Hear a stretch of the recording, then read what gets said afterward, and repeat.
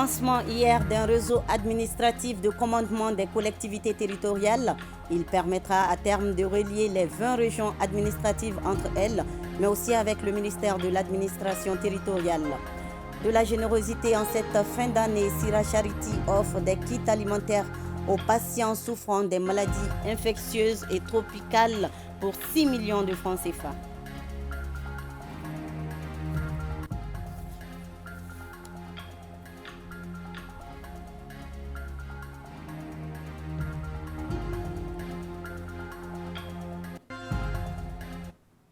Mardi 19 décembre. Madame, Monsieur, bonjour et soyez les bienvenus dans ce 13h. Les collectivités territoriales seront bientôt connectées aux moyens du téléphone et de l'Internet. Un projet visant à doter les collectivités de liaison aux moyens d'un réseau de télécommunications a été inauguré hier par le chef du gouvernement à Kati dans l'enceinte de la Direction nationale de l'État civil.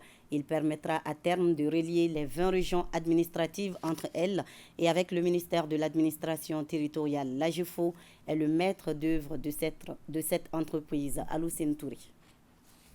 Le projet en question est piloté par l'Agence de gestion des fonds universels. L'agence elle-même est financée par les redevances des opérateurs de télécommunications. Elle vise à mettre à la disposition des zones non couvertes par les opérateurs de télécommunications une connexion sécurisée. Le réseau que nous lançons aujourd'hui est un réseau administratif de commandement des collectivités avec une option d'ouverture au réseau public des opérateurs de télécommunications. Il permettra une administration efficace du territoire à travers des échanges téléphoniques et des données textes et vidéos entre l'exécutif central, c'est-à-dire les ministères de l'administration territoriale et de la décentralisation, et les exécutifs régionaux, les gouverneurs, les préfets, sous-préfets et leurs populations. À terme, le projet va interconnecter un réseau sécurisé 20 gouvernorats et le ministère de l'administration territoriale et de la décentralisation. Il pourrait être envisagé plus tard une extension de ces réseaux aux préfectures et sous-préfectures pour arriver à doter l'administration du territoire d'un réseau de communication autonome et sécurisé. Le commandement, autrement dit, l'administration du territoire gagnerait beaucoup à profiter de l'avantage qu'offrent les technologies de l'information et de la communication, notamment dans le maillage du territoire. Les technologies de l'information et de la communication sont les outils qui créent les ponts indispensables entre les services pour garantir un développement inclusif et durable. C'est dans cette dynamique et à la demande du ministère de l'Administration territoriale et de la décentralisation que l'AGEFO a inscrit dans son programme d'activité le désenclavement des collectivités territoriales en matière d'accès aux services de télécommunication. Et cela dans le cadre du développement des services et du renforcement de l'accès universel aux télécommunications et aux TIC. En garantissant l'accès de nos administrations aux services des TIC en temps réel, nous contribuons à la planification et à la mise en œuvre efficace des actions de développement. Le Premier ministre, qui assure la fonction de président du conseil d'administration de l'AGEFO, connaît bien le sujet. Il rassure de l'utilisation efficace et efficiente des fonds de l'AGEFO et un bon ciblage des actions prioritaires. L'événement auquel nous assistons aujourd'hui rentre dans le cadre de la mise en place d'infrastructures de télécommunications privées au niveau des différentes représentations de l'État à travers le pays afin d'améliorer les conditions de travail des représentants de l'État et de faciliter le retour progressif de l'administration. Les gouverneurs et les représentants de l'administration sont nos vrais représentants et je suis fier aujourd'hui d'être au sein d'une équipe qui va travailler, Inch'Allah. Et monsieur le ministre de l'Administration, vous n'en doutez même pas, vous prêchez déjà à un convaincu. Vos désirs, tant que l'AMRT n'a pas les moyens, nous allons les faire. Parce que notre souci, c'est qu'à terme, tous les matins, le ministre de l'Administration puisse parler à tous les gouverneurs, qu'eux puissent parler entre eux, qu'ils puissent parler à tous les préfets, qu'ils puissent parler à tous les sous-préfets, à tous les maires.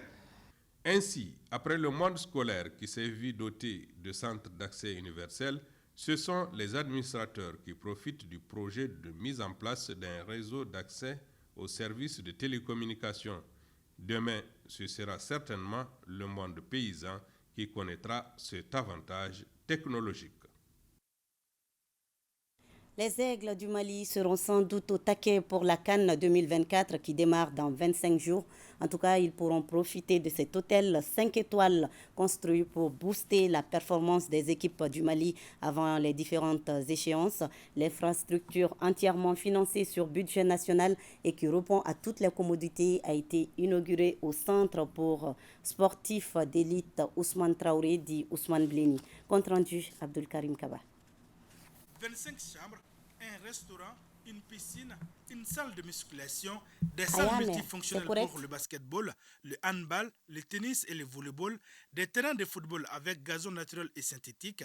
Bref, un hôtel 5 étoiles pour les Aigles du Mali. C'est le cadeau de fin d'année offert par les autorités de la transition aux sportifs du Mali. L'État vient de faire de son mieux, malgré un contexte de rareté, de tension de trésorerie. Nous sommes dans une situation un peu irréalisante, nous le savons, mais nous avons quand même, nos plus hautes autorités ont décidé de mettre les ressources que nous avons dans l'amélioration de la qualité de la préparation de nos sportifs. Donc maintenant, je suis également sûr qu'ils sont convaincus de cet effort louable de nos plus hautes autorités. Et je suis convaincu qu'ils feront tout pour ramener dans notre pays en tout cas toutes les coupes. Je pense que l'échéance la plus proche pour nous c'est la CAN de l'année prochaine. Et on peut être sûr que l'infrastructure que nous venons de voir ici, s'il plaît à Dieu, le Mali remportera cette CAN. Le chef de l'État lui-même, amateur de sport, grand sportif et premier supporter des Aigles du Mali, également convaincu que nos Aigles remporteront cette coupe. Dans l'endroit du management du centre, je le rappelle, l'État a fait beaucoup d'efforts. C'est vraiment de prendre soin de toutes ces infrastructures. En tout cas, ce que je viens de voir, je suis déjà très optimiste par rapport à la fois l'abnégation et l'engagement du ministre de la Jeunesse et des Sports, également la détermination du directeur du centre. Répondant à toutes les commodités ultramodernes, l'hôtel des Aigles est entièrement financé sur le budget national. Il offre un cadre idéal de préparation pour les équipes. J'avoue que nous avons été agréablement surpris, à la fois par la qualité des infrastructures que nous venons de voir ici, et l'autre surprise, qui est également un motif de fierté, ces infrastructures ont été réalisées sur fonds propres, entièrement sur le budget national. Ça montre à quel point nos plus hautes autorités, au premier chef, le président de la transition lui-même, est attaché à tous les aspects du développement socio-économique de notre pays. C'est vrai qu'aujourd'hui nous sommes là à Kabala, nous parlons du sport, et nous savons tous également, lui également, en tant qu'élément des forces spéciales, que le secret de toute victoire réside dans la qualité de la préparation. Je pense qu'aujourd'hui, ce que nous venons de voir ici, nous pouvons être sûrs et certains que toutes les équipes nationales du Mali, que ce soit le football, le basketball, bien entendu d'autres sports, feront de leur mieux pour nous amener très très haut, en tout cas en termes de compétition, et faire rayonner l'image et le nom du Mali. En construisant cet hôtel, aucun détail n'a été oublié. Ce centre de référence, c'est pour booster la performance des sportifs. Toutes les équipes nationales sont habilitées à venir ici. Pour s'entraîner, venir ici pour apprendre, se reposer, être dans un environnement paisible pour pouvoir se préparer pour les échéances à venir. Donc vraiment nous sommes très heureux déjà aujourd'hui que le ministre d'État soit là au nom du président de la transition.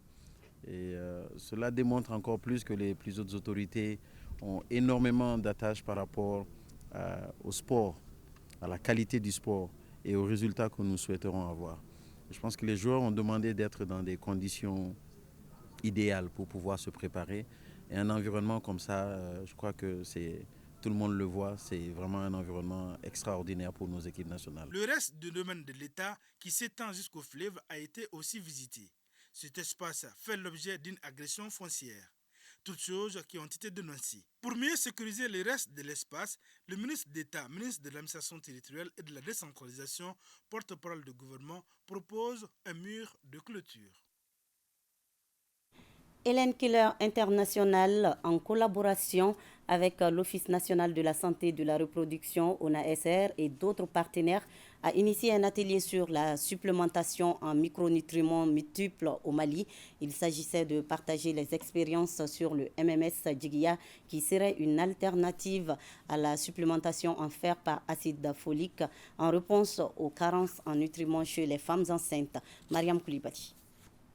Regroupant les spécialistes en santé de la reproduction et de la nutrition, cet atelier se veut un cadre de partage d'expériences et d'appropriation de la stratégie de supplémentation des micronutriments multiples chez les femmes enceintes. La nouvelle stratégie vise à réduire considérablement le taux de mortalité et de morbidité maternelle liés à la malnutrition aiguë. La supplémentation en micronutriments multiples, qui est une intervention prénatale très promoteuse en matière d'amélioration de la grossesse, de la croissance intra-utérine, devient une alternative à la supplémentation en fer par acide folique. Par ailleurs, d'autres études ont montré que l'impact positif de la supplémentation en micronutriments est encore plus important au sein des populations où l'anémie touche un nombre élevé de femmes enceintes.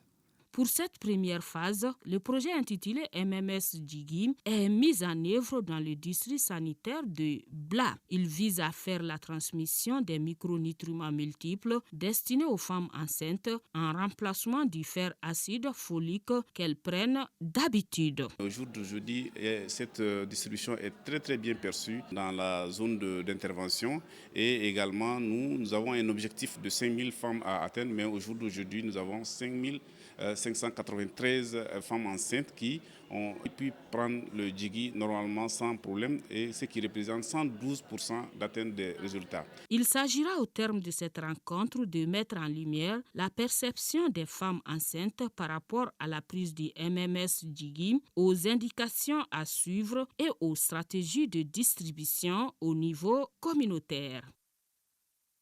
Le MMS Djigui est pour améliorer la nutrition et le bien-être des patients souffrant des maladies infectieuses et tropicales. Sira Charity a offert des kits alimentaires à ceux de l'hôpital du Point G.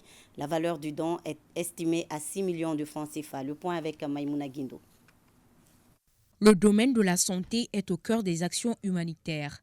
Les patients souffrant de certaines maladies sont souvent victimes de stigmatisation.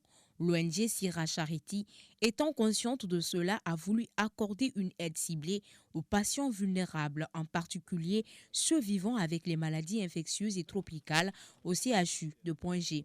Ce geste s'inscrit dans le cadre de leur programme de sécurité alimentaire. Nous, on a sollicité la fondation Nos Vies en Partage de Balgod, qui a vraiment voulu nous assister afin que nous puissions apporter des kits alimentaires à ces malades vulnérables. Le département du service des maladies infectieuses et tropicales du CHU.G juge salutaire cette initiative qui témoigne de la solidarité et de l'engagement en faveur de la santé des communautés vulnérables.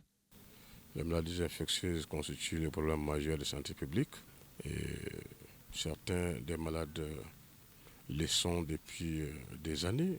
Ils ont vendu bijoux, ils ont vendu habits, ils ont vendu animaux, ils ont tout vendu, rien ne leur reste que leur corps. Il ne reste que leur corps. Ils ont de gros besoins alimentaires et ce don vient combler un grand vide. Toutefois, le service des maladies infectieuses et tropicales invite les personnes de bonne volonté à venir soutenir ces malades. C'est autour d'un dîner gala que la première édition de la nuit dénommée Awards des secrétaires assistants attachés de direction du Mali a été célébrée. Ce dîner, comme on peut l'imaginer, récompense les secrétaires et assistants du secteur privé et public et privé qui se sont illustrés par leur dévouement et engagement dans le travail. L'initiative est du cabinet d'expertise Challenge Consulting, Aliou Abdoulaye Touré. Les secrétaires et assistantes de direction jouent un rôle important dans les structures publiques et privées. Elles coordonnent et gèrent les tâches administratives. Ce dîner qui récompense et magnifie les secrétaires et assistantes de direction est initié par Challenge Consulting. Ce dîner gala des awards des secrétaires et assistants du Mali a pour objectif de reconnaître et de célébrer le rôle crucial que jouent les secrétaires et assistantes dans nos entreprises et nos sociétés. Cette première édition distingue les secrétaires du secteur de banque et assurance, du transport et logistique, de la télécommunication, des mines et l'énergie. Les secrétaires et assistants sont les piliers de nos organisations, jouant un rôle vital dans la coordination, la communication et la réussite de nos missions. C'est pourquoi cet événement qui vise à soutenir le bien-être des travailleurs est une bonne initiative qui correspond parfaitement à nos missions. La présidente de la fêtière des secrétaires du Mali a insisté sur la nécessité de la formation continue des secrétaires et assistantes de direction. Les secrétaires sont comme la colonne vertébrale de l'administration. Sans bon secrétaire, il n'y a pas une bonne administration, il n'y a pas une administration moderne. La soirée a été ponctuée par la remise des awards aux lauréates des 6 catégories dans une ambiance festive.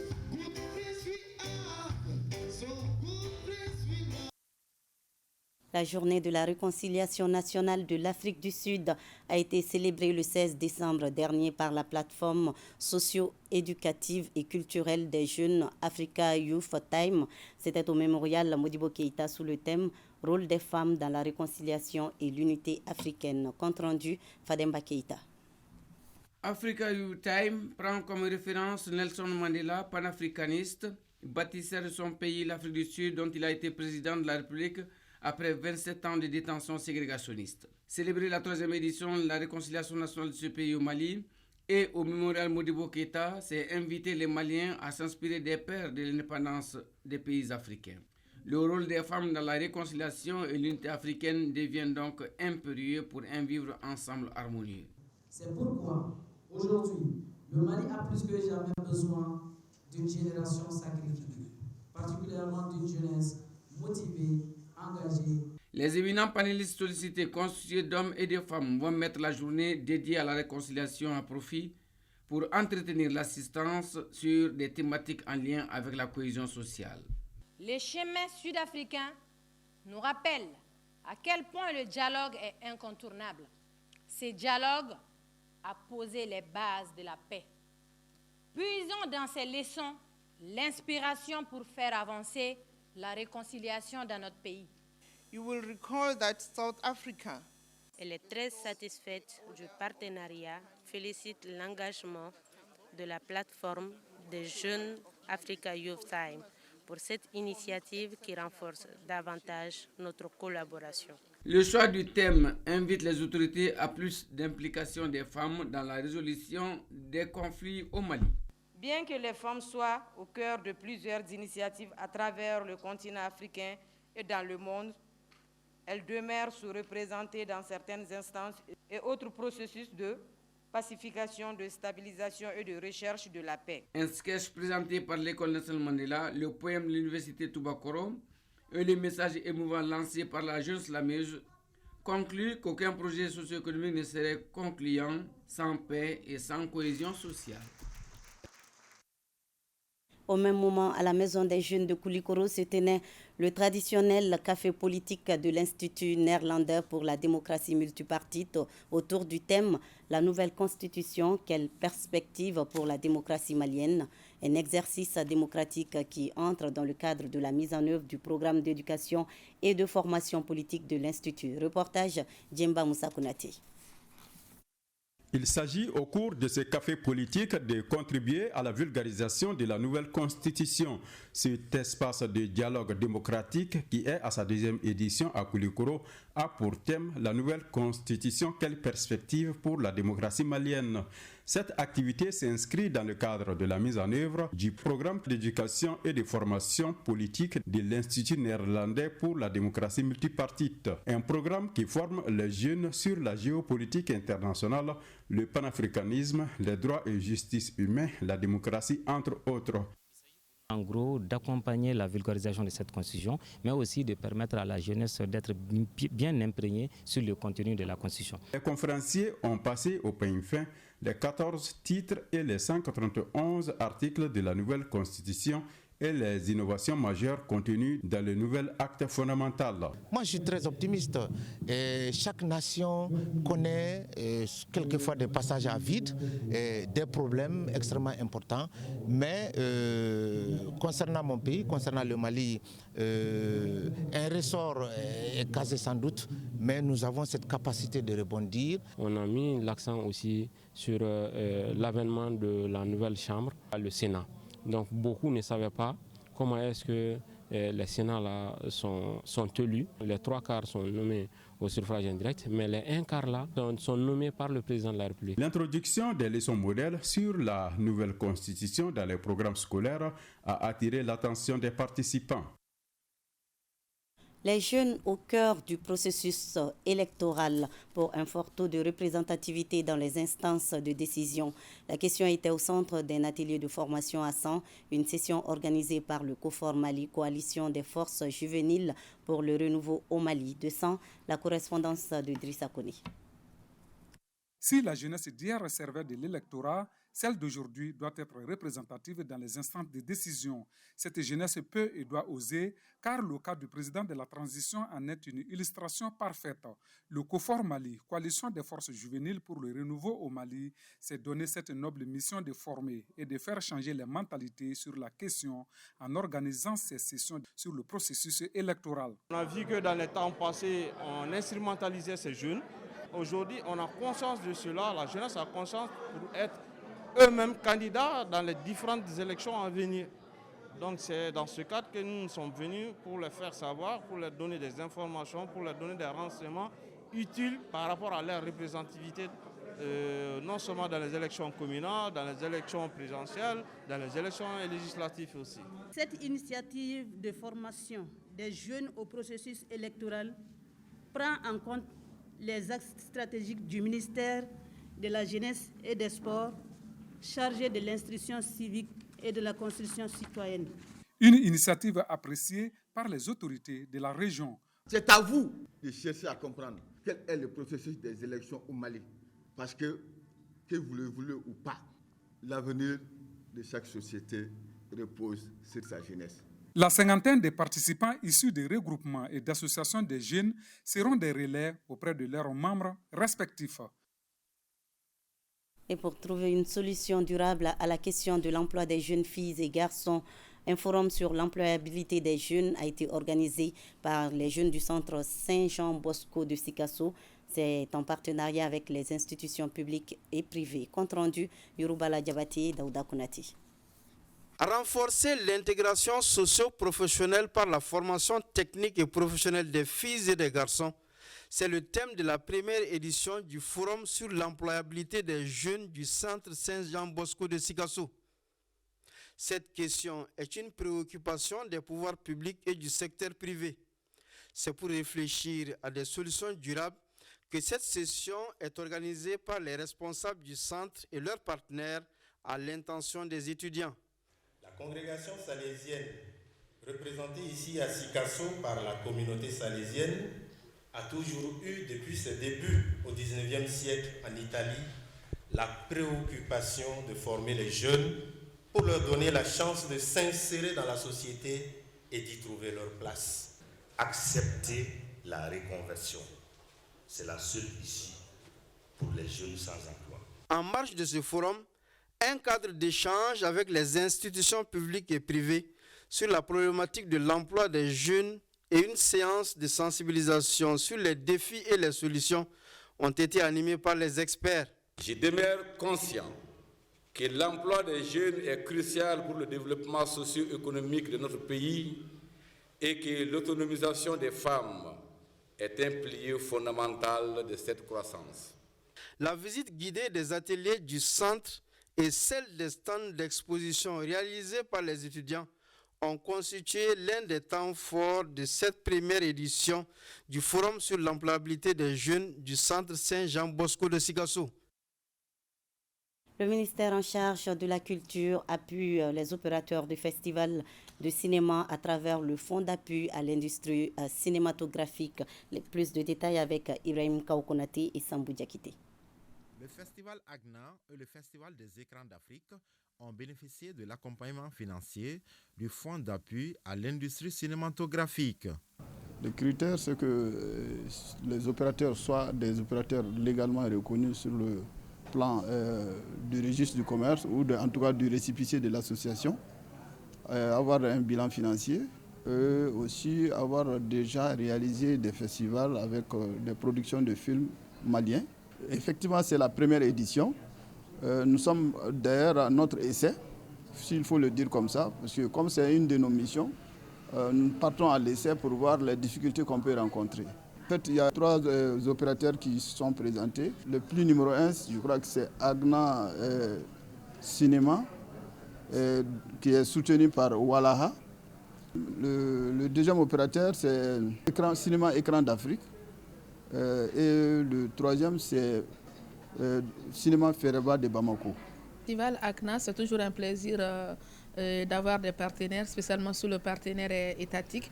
Ça veut dire qu'il y a, on va dire, l'État qui pense aux opérateurs culturels et nous qui sommes dans le secteur privé. Donc c'est un honneur et un plaisir pour le festival ACNA et d'avoir reçu, on va dire, l'aide, voilà, même si l'enveloppe n'est pas aussi riche que ça, mais c'est l'intention qui compte en fait. Et c'est ce qui fait plaisir au Festival ACNA pour ce prix.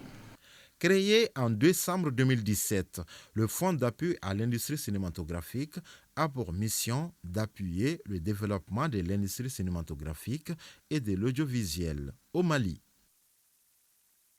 Et c'est la fin de cette édition. Merci à vous de l'avoir suivi. À 20h, vous avez rendez-vous avec Salimata Dao. Bel après-midi à vous et à demain 13h, Inch'Allah.